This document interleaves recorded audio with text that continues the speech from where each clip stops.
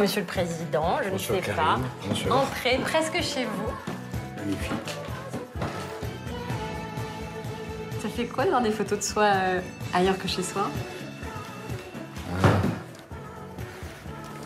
Touchant. C'est donc ici qu'on va habiter. Voilà. Bon, c'est pas votre vélo, hein. Ça, alors là, je suis sûr. Je vous montrerai le mien, mais c'est pas le même. Est-ce que je dois vous appeler Monsieur le Président? Vous voulez m'appeler comment? Soit c'est Monsieur Sarkozy, soit c'est Nicolas. Parce que si je vous appelle Jean-Pierre, vous n'allez pas comprendre que c'est à vous de... Non, c'est sûr. Peut-être que ce serait un regret pour vous. Ah non, je ne connais pas de Jean-Pierre. Je ne vais pas m'immiscer dans votre vie privée. Ah non, Jean-Pierre, ça, j'ai pas fait encore. Je préfère, soit vous faites officiel Monsieur le Président, soit vous faites Nicolas. Mais Monsieur Sarkozy, je trouve que c'est un compromis un peu bâtard. C'est Nicolas ou Président? Oh bon, Nicolas. D'accord. Ok, Karine. À votre avis, quelle image vous donnez de vous? Vous avez un lien extrême avec les Français. Extrême, je sais pas, mais... On vous adore ou on vous aime pas? Oui, mais franchement, Karine, est-ce que c'est pas commun à tous ceux qui ont eu l'honneur d'avoir les responsabilités qui sont les miennes? Quand on a la chance d'être président de la République, d'avoir ce lien avec les Français, on fait partie de leur histoire. Et donc ça déclenche des réactions. Et même le lien négatif, c'est un lien. Vous savez, les gens qui divorcent et qui continuent à se taper dessus ou à se détester, ils ignorent que c'est de l'amour. Au fond, qu'est-ce qu'il y a de pire dans la vie que l'indifférence? On a lu beaucoup de choses sur vous, souvent exagérées, je pense. Dans le bon comme dans le moins bon, d'ailleurs. Mais même dans les commentaires exagérés, il y a toujours une part de vérité. Vous avez dit dans votre dernier livre, j'ai été caricaturée dans tous les sens et sur tous les sujets. Ma vie privée, mon physique. Qu'est-ce qui vous blesse le plus? Quand j'étais jeune, tout. Ça vous blessait profondément? Ah oui, je n'endormais pas. Maintenant, rien. Parce que je connais la vanité de tout ça. Ça passe. Je ne lis plus rien, je ne vois plus rien, je me protège à fond et je suis beaucoup plus heureux comme ça. Alors je sais ce qu'on dit parce que quand ça va mal, il y a des gens qui vous serrent la main, on a l'impression qu'ils serrent la main à un mourant. Quand ça va bien, les gens dans la rue font comme ça. Donc voilà, ça me suffit. Moi, je lis un journal. Il est là. L'Équipe. Tous les matins. Absolument tous les matins. Depuis 1969. Les parents de Nicolas Sarkozy se sont séparés lorsqu'il avait 3 ans. C'est sa mère, Dadu, qui a élevé ses 3 garçons avec l'aide de leur grand-père. Moi, j'étais plutôt soulagé que mon père soit pas là. À 3 ans? Je vous dis pas à 3 ans, mais à 5, à 6. Parce qu'il avait certainement des qualités, mais... C'est pas un père idéal. Disons qu'il était un peu brusque. Et peut-être pas adapté à des petits-enfants. Il n'y a peut-être pas beaucoup de patience, donc... Je peux pas dire que j'ai souffert de ça, j'ai pas manqué d'un père. J'étais plutôt soulagé qu'on vive avec ma mère, avec mon grand-père qui était un homme silencieux, calme, apaisé, rassurant. Bienveillant. Et bienveillant. Ma mère a beaucoup sacrifié pour nous et elle ne m'a pas donné de beau-père. Bon, je me suis dit... pas terrible tout ça. Et justement, regardez ce que dit Carla. Je crois que c'était un petit garçon un peu seul, un peu triste. Et donc je crois qu'il a construit sa vie pour combattre ça, c'est-à-dire cette très très forte sensation de vacuité et de solitude. Et je crois que tout plutôt que l'indifférence, tout plutôt que le vide. Et ça, c'est quelque chose que beaucoup de gens partagent. L'absence de son papa, à une époque où c'était pas encore généralisé, il a eu ce sentiment peut-être d'avoir moins. Et je pense que ça a nourri son moteur. Il avait cette envie de prouver. Voilà, ça fait partie de son tempérament, de sa personnalité. Bon, je me suis dit, c'est un peu petit, quoi. C'est un peu... Étriqué. Un peu. Mais c'est bizarre d'avoir cette conscience-là, Oui, enfant. mais enfin bon, moi je rêvais d'aventure, d'action, que ça bouge. Je voyais les coureurs du Tour de France, je voyais les chanteurs, je voyais ça de loin, parce que franchement, on connaissait personne, quoi. Et personne nous connaissait, donc comme ça, c'était clair. J'ai toujours voulu m'en sortir, j'ai toujours voulu prouver. Longtemps dans ma vie, assez stupidement d'ailleurs, j'ai défoncé des portes qui étaient ouvertes. C'est-à-dire? Vous étiez agressif? Même à l'époque, on me les ouvrait, il fallait que je pousse. Ah. Ça n'avait pas de sens. Mais c'était une façon de réussir, de faire quelque chose, de vibrer, de vivre. Pour vivre la vie dont il rêve, Nicolas Sarkozy n'a pas de temps à perdre. Maire de Neuilly à 28 ans, président de la République à 52, son énergie est légendaire. La première fois que je vous ai vu, vous m'avez impressionné. Vous êtes électrique. Oui, mais enfin, je suis désolé, ça, j'y peux rien. Je sais pas d'où ça vient, j'ai aucun mérite. C'est quelque chose qu'on vous donne. Vous êtes pour rien dans votre physique. Dites donc, si, moi je m'affame et je fais du sport, plaisanter. Et bon, alors je sais pas, moi, quel est le mystère de l'énergie qu'on a. Est-ce qu'on l'a en naissant? Et ça, c'est toujours intact? Toujours. Et je me demande d'ailleurs pourquoi. Parfois, je me dis, mais quand même, avec toute la chance que tu as eue, tout le métier que tu as fait, tout... Mais même mes vacances, j'ai besoin que ça soit intense. Mais du coup, les gens un peu mous, qu'est-ce que vous en pensez? Franchement, je respecte. D'abord, dans la situation dans laquelle je suis, il faut que je sois bien avec tout le monde, mais honnêtement, ça me parle pas.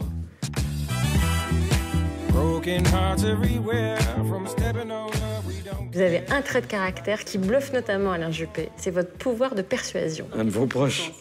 Non? Pourquoi? Oui, non, je dis ça en plaisantant. Vous êtes tous proches, vous êtes un peu tous mes enfants dans cette émission.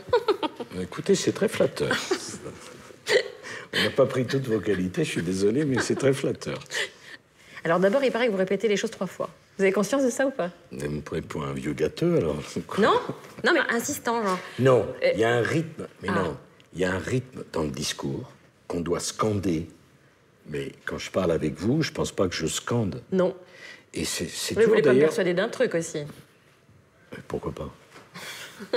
C'est toujours ce qui m'a étonné. On dit, t'as un pouvoir de persuasion. Mais pourquoi on ne dit pas simplement que je pense juste, alors? Et si mes idées étaient bonnes? Convaincre, c'est une jouissance absolue. Non, c'est ma passion, c'est ce que j'aime. C'est peut-être ce pourquoi je suis fait. Convaincre. Quand je crois à quelque chose, je suis pas quelqu'un qui met le doigt dans l'eau pour savoir quelle est la température. J'y vais, franchement. C'est moins fatigant. C'est quoi cette théorie? Parce que l'ennui, c'est tellement pesant. En fait, vous faites tout ça parce que vous avez peur de l'ennui. Lorsque Nicolas Sarkozy rencontre Jacques Chirac à 20 ans, il fait aussi la connaissance de Bernadette, avec laquelle il entretient depuis une relation presque filiale. Bernadette Chirac. Façon fan club, c'est une ultra. Non, mais c'est réciproque. Je la connais depuis très très longtemps. Je crois que j'aime tout chez elle. J'ai admiré, aimé l'amour qu'elle a pour son mari. Par ce bel homme, quoi.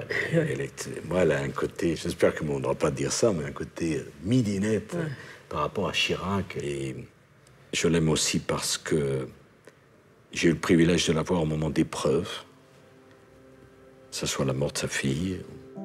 Sans doute savez-vous que j'ai perdu ma fille aînée. Nicolas m'a téléphoné le jour de sa mort. Et il m'a dit, est-ce que je peux venir me recueillir à côté de Laurence? C'est le seul. J'ai bien dit, c'est le seul. Et là, devant Laurence, il m'a dit ce qui devait être dit. C'est quelqu'un qui m'a toujours aidé, toujours soutenu, même quand son mari et moi, on s'opposait. Jacques ne voulait pas qu'on se voie. C'est pas vrai. Si, je vous assure. J'étais ministre de l'Intérieur et on se cachait pour se voir. Comme des amants, c'est drôle. Non, je vous assure. Se cacher pour se voir. Ne me gênez pas, enfin, Madame Chirac, quand même. Non, mais je dis comme. Et on se retrouvait chez un ami à elle, et j'arrivais, personne ne le savait. Mais pourquoi faire? Mais pour parler parler. politique, parce qu'elle voulait me dire, je vais vous aider, je vous aiderai, il faut tenir. J'avais Chirac qui me tapait dessus, puis Bernadette qui me soutenait. C'est fantastique. Oui. Qu'est-ce que vous voulez que je vous dise? Elle a quelque chose à vous demander. Elle vous voit son mari. Mais moi, je la vous vois aussi. Hein. Ben justement, il est temps que ça cesse, votre histoire. Je ne suis pas tutoyeuse. Si Nicolas Sarkozy me demande de le tutoyer, je le tutoierai immédiatement. Et si lui a envie de me tutoyer, ben, ça me fera beaucoup de plaisir. Ça sera une marque d'affection supplémentaire. Mais pour le moment, il ne me l'a pas demandé. Qu'elle me tutoie, honnêtement, ça me pose aucun problème. Vous n'arriveriez pas à la tutoyer? Ah, j'aurais du mal. Bernadette, vois-tu... C'est à cause de son âge? Non, je pense pas. Pour moi, Jacques Chirac, ça a beaucoup compté dans ma vie. Je me suis opposé à lui, mais vraiment, on a passé des années fantastiques. Chirac, je ne l'ai jamais tutoyé. Il me l'a dit, demandé Ah, il vous l'a 1000 demandé fois. et vous n'y arrivez pas? Moi, j'y arrivais pas. Et on s'est tutoyé en 2007. Je suis élu président. J'arrive à l'Élysée. Je vois Chirac qui m'attend. Ça fait quoi? Pardon, hein, je vous dis la vérité, j'étais bouleversé pour lui parce que ça voulait dire la fin. Et au bas de l'escalier, je lui ai dit, ça m'a échappé, tu te rends compte? Une fois que c'est beau. je lui ai dit, tu te rends compte? Tu te souviens, en 1975, j'avais 20 ans, tu m'as reçu, tu étais Premier ministre, et on se retrouve là tous les deux. Ah, il m'a dit, oui, ça fait long, hein, tu sais, ça fait long. C'était très émouvant. Et quand j'ai raccompagné, j'ai senti que pour lui, il y avait comme une forme de vide. Hein? Vraiment, C'était presque plus triste pour lui. j'étais ému, quoi. Bon, visiblement, j'ai bien vu en 2012 que j'ai pas fait... Le même effet. J'ai pas suscité la même émotion à Monsieur Hollande. Bon, et du coup, Bernadette, alors, vous allez la tutoyer ou pas? Ce sera une marque d'affection supplémentaire. Ben alors, c'est fait. Ah, Bernadette, attends-moi, j'arrive. j'adore. Énorme. Nicolas Sarkozy est père de 4 enfants. Il a toujours réussi à leur consacrer du temps, malgré son divorce et sa fonction, comme en témoigne son fils aîné. Notre père était très présent, malgré son travail et malgré le fait aussi que nos parents se soient séparés assez jeunes. Il nous accompagnait au tournoi de foot, de corriger les devoirs. On n'a jamais eu une relation conflictuelle. Je pense qu'il avait à cœur de ne pas reproduire les manquements qu'il avait pu ressentir dans sa propre enfance. Un matin sur deux, c'était soit notre mère qui nous accompagnait, soit notre père. Notre père, quand il venait nous chercher, on était souvent en retard, donc on voulait aller au plus court et on ne comprenait pas pourquoi il prenait le chemin le plus long. Et quelques années plus tard, on a compris que c'était par amour, en fait. Oui, je m'en souviens très bien. Pendant 2 ans, j'ai habité à Bercy comme ministre du Budget. Bercy, c'est l'extrême est. Eux, ils habitaient avec leur mère à Neuilly. Et je faisais le trajet très tôt le matin pour aller les chercher, pour les amener à l'école. Moi, j'ai souffert de ne pas les avoir avec moi dans la vie quotidienne. C'était une forme de déchirement entre ma vie que je refaisais et les enfants qui vivaient pas avec moi. J'imagine qu'en plus, quand ses parents ont divorcé, quitter la mère de ses enfants, ça réveille des choses.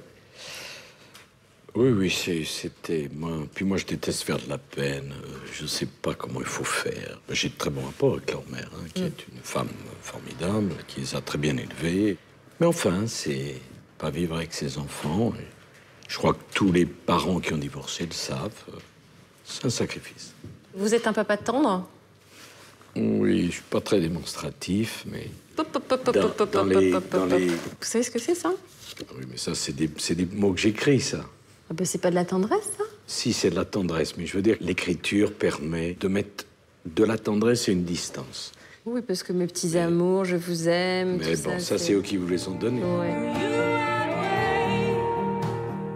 Ce qui est surtout touchant, c'est pas que je l'ai écrit, c'est qu'il les ait gardés. Voilà. C'est le temps qui passe.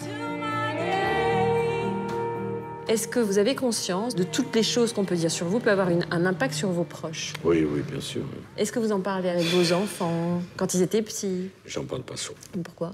Vous n'arrivez pas? D'abord, j'ai du mal. Et deuxièmement, vous savez, les choses n'ont d'importance que ce que vous leur en donnez. Vous voulez que je me rende malade pour un article du lundi qui est oublié le mardi? Votre fils, il a des souvenirs un peu douloureux quand même de certaines choses. Ah oui, mais lui, bien sûr. Quand on était petit, notre père était déjà maire de Neuilly et donc il pouvait y avoir des moqueries ou des attaques à l'école.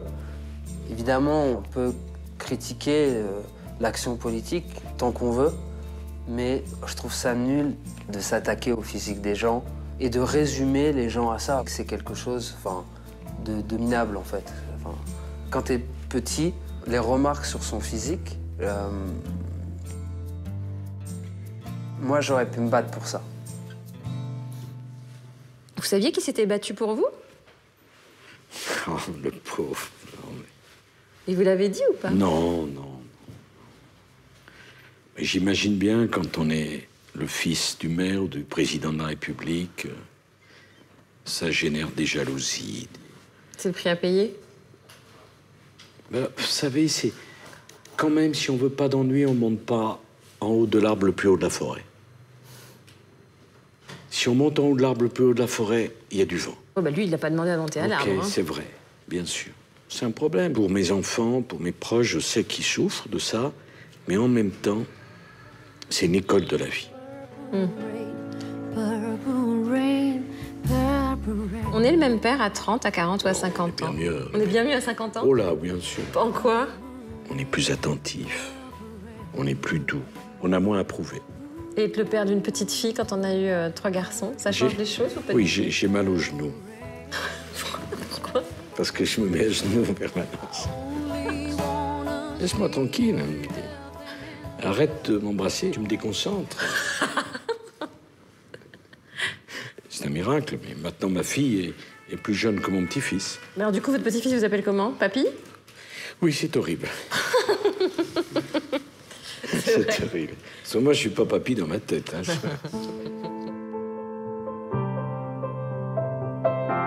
En mai 1993, Nicolas Sarkozy est maire de Neuilly lorsque des enfants d'une école maternelle de sa ville sont pris en otage par un homme lourdement armé, Human Bomb.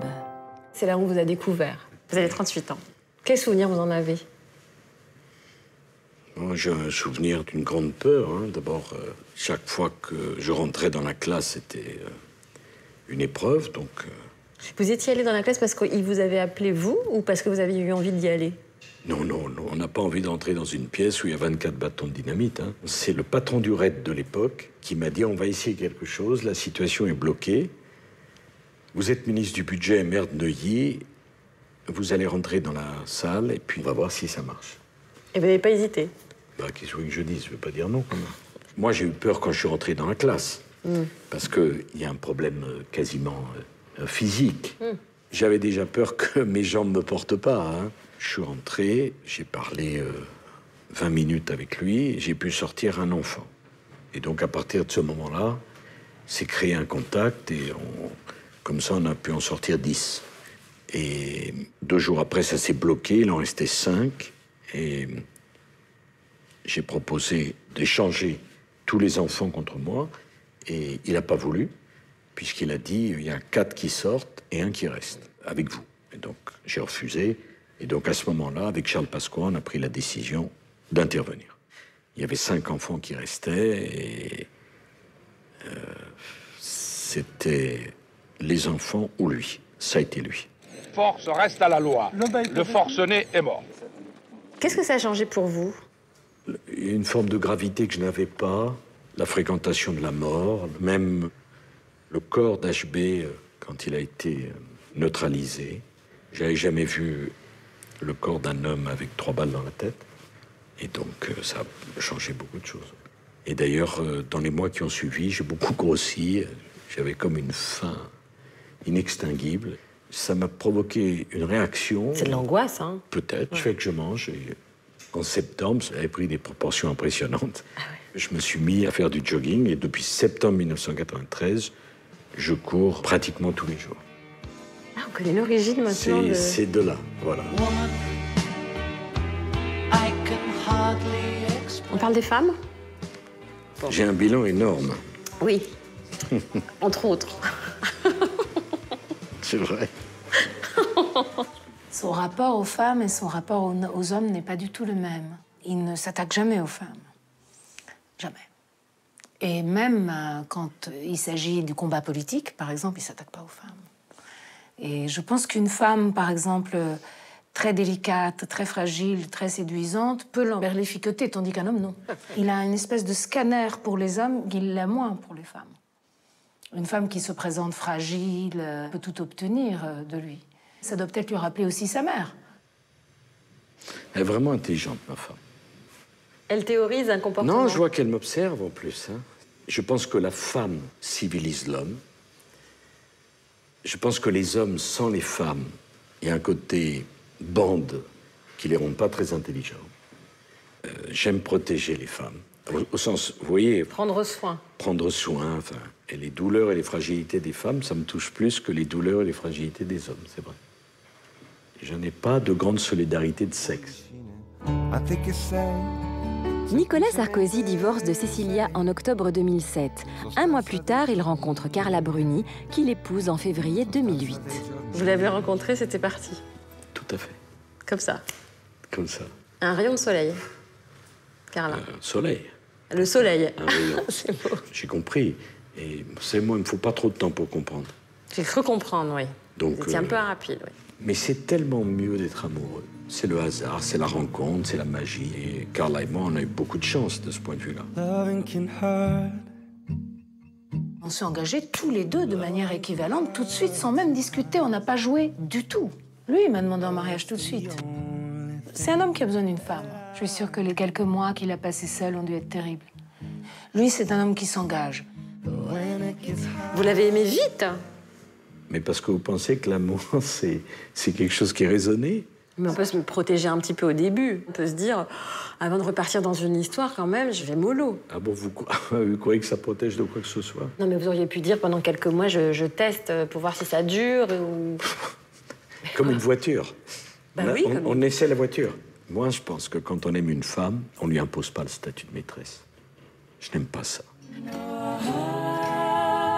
Carla, la pacificatrice, puisque vous êtes à la tête d'une famille recomposée. Donc vous avez 4 enfants de 3 mamans. Et un 5e beau-fils. Parce que oui. Carla a un fils, Aurélien, qui compte beaucoup. Carla, elle est italienne, donc elle partage. Elle a beaucoup fait pour approcher tout le monde. Elle a vraiment cherché à ce que tout le monde puisse se parler, à ce que tout le monde se sente à sa place dans cette famille. Et ça, c'est important. Ça a beaucoup soulagé mon père, parce que quand tu sais que ta femme est là et aide à pacifier toutes les relations, bon, c'est quand même une épine du pied en moins. Tout le monde a trouvé sa place. Vous vous rendez compte, j'ai des enfants entre 31 ans et 4 ans et demi. Je crois qu'elle vous a un peu poussé à revoir Cécilia aussi. Elle m'a pas un peu, elle m'a beaucoup poussé. Vous étiez à New York, elle vous a dit maintenant ça suffit, on y va? Exact. Mais je vois qu'elle vous a dit des tas de choses, alors. Exact, elle avait tout à fait raison. Carla m'a apporté quelque chose. Moi, je suis plutôt un taiseux. Dans la vie privée, je confie pas mes états d'âme. Je suis plutôt réservé. Et Carla, elle m'a bien mis les points sur les i. On met pas la poussière sous le tapis. Ici, on parle. Ça change tout. Bien sûr que ça change tout. Et quand je rentrais fatigué, que j'avais pas envie de parler, fallait que j'y passe. Et vous y avez consenti volontiers? Non seulement j'ai consenti, mais j'ai découvert que elle avait raison. Comme elle avait raison sur Cécilia, comme elle avait raison sur la discussion, bien sûr. C'est sûr. Alors que moi, j'avais tendance un peu à m'enfermer dans mes soucis professionnels et à oublier mon environnement. Et vous arrivez à parler à la maison de vos soucis professionnels? Assez peu, mais on parle de la vie, on parle de tout, on partage tout. Elle me pose beaucoup de questions. Parce qu'elle s'inquiète. Et... Parfois, je rentre à 23h. On parle jusqu'à 1h du matin. Depuis 9 ans qu'on est mariés, c'est comme un miracle. Et puis Julia, et puis tout le monde qui est beaucoup plus heureux. Le 6 mai 2007, Nicolas Sarkozy est élu président de la République. Par-delà les divergences d'opinion, il n'y a pour moi qu'une seule France. Je veux leur dire que je serai le président de tous les Français. 2007, comment, avec le recul, vous définiriez cette année qui a été extrêmement bouleversante pour vous? Président de la République, divorcé, Carla, c'est une année folle. Non, vous saviez, comme quand j'ai été élu, j'ai eu comme un poids qui s'est retiré de moi. Une enclume. Cette enclume-là, c'est le jour des élections? Le jour du résultat. Vous l'avez senti physiquement? Physiquement. Vous avez écrit dans un livre que le jour de votre élection en 2007, c'était le jour le plus triste de votre vie. J'avais des raisons personnelles. Et il y avait un contraste entre le trop-plein professionnel et le trop-vide personnel. Du coup, vous n'avez peut-être pas profité à fond du plaisir Bah, tant mieux, parce que c'est pas un plaisir d'être président de la République. Oh bah si, attendez, c'est un peu le pompon quand même.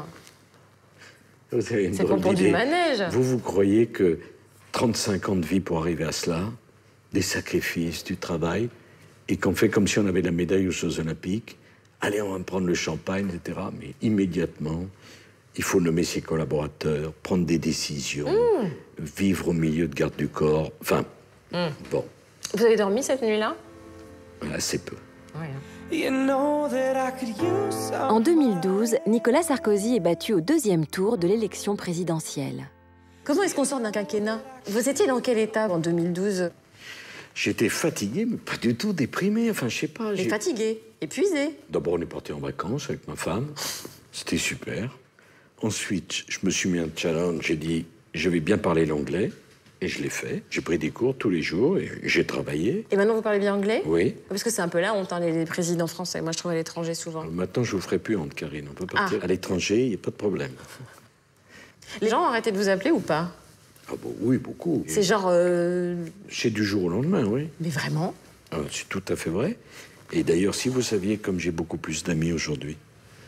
Maintenant Oui. que vous revenez? Oui. Ouais, mais vous vous souvenez qu'ils vous avaient pas appelé pendant ces 2 ans et demi? Oui, mais ça n'a aucune importance. Vous les accueillez à bras ouverts? Bras ouverts, je ne le dirai pas. J'oublie rien, je pardonne tout. Je suis pas quelqu'un d'haineux, je suis pas quelqu'un qui a des ressentiments. J'aime trop la vie. Je veux pas perdre du temps avec ça. La haine, c'est un sentiment comme la revanche qui m'est totalement étranger. Non, mais Il d'accord. faut pas y toucher. Mais après, on n'est pas dupe. Est-ce qu'on peut vivre en politique en côtoyant des gens avec des sentiments nobles? Il faut écouter. Si j'avais dû nommer comme ministre que des gens qui avaient dit du bien de moi, à part Brice Hortefeux, je n'aurais nommé personne. Hein. Regardez, mon Premier ministre, qui a été Premier ministre pendant 5 ans, je ne le trouve pas extrêmement laudatif à mon endroit. Regardez, mon ministre des Affaires étrangères ne me couvre pas d'éloges. Qu'est-ce que ça peut faire? Si demain je gagne, vous verrez, hein, tout d'un coup, le fossé idéologique entre nous se réduira beaucoup. Je trouve ça horrible, moi. Je vous assure, moi qui ne suis pas du sérail, je me dis... Parce que le monde de la télévision... j'ai pas d'amis, forcément. J'en ai un. Moi non plus. Voire Ben, deux. moi non plus, mais la question n'est pas de partir en vacances ensemble. Pareil. La question, c'est de faire une équipe au service de la France. Et pour ça, on ne partage pas qu'avec des gens avec qui on partirait forcément en vacances. Mais ça veut dire que ça pète un peu, alors, dans les conseils et tout ça? Ça veut dire qu'il faut un leader qui a de l'autorité, qui entraîne tout le monde et pas s'occuper trop des détails. Voilà. Pas être dupe. Il n'y a pas que des coups à prendre en politique. Pourquoi est-ce que vous y retournez? Qu'est-ce que vous voulez que je dise? Les coups, j'ai jamais eu peur de ça. Jamais. Parce que si vous refusez le combat, il vous rattrape. De dos. Vous n'êtes jamais fatigué? Moi? Oui. Parce que vous m'épuisez. Hein. Fatigué de quoi? De combattre? Non, j'ai toujours la passion. Qu'est-ce que vous avez envie qu'on retienne de vous? Si je suis une de vos amies et j'ai envie de parler de mon Nico, que je connais bien depuis 20 ans, qu'est-ce que je peux dire de lui? Beaucoup plus de distance, beaucoup plus apaisé. Grâce au fait d'avoir déjà été président et d'avoir eu un apaisement personnel? Oui, puis toutes les épreuves, hein. Toutes les fois on a voulu me faire mourir, hein. Toutes les fois on a voulu que je disparaisse, toutes les attaques, tout ça. C'est ça qui vous apaise? Ça renforce. Ah, c'est pas pareil. Je suis un peu comme le capitaine d'un navire qui a été capable de passer le Cap Horn. Ça apaise. J'ai passé le Cap Horn. Comment s'est passé cet entretien? Fantastique. Merci beaucoup, Nicolas. Merci Karine. Alors, après les primaires, Ouais. on fait une émission pour le premier tour Ok. et une émission pour le deuxième tour. Avec plaisir. Ça OK? marche. Et puis après l'élection, Oui. on fait une émission à l'Élysée. Avec grand plaisir. Chiche.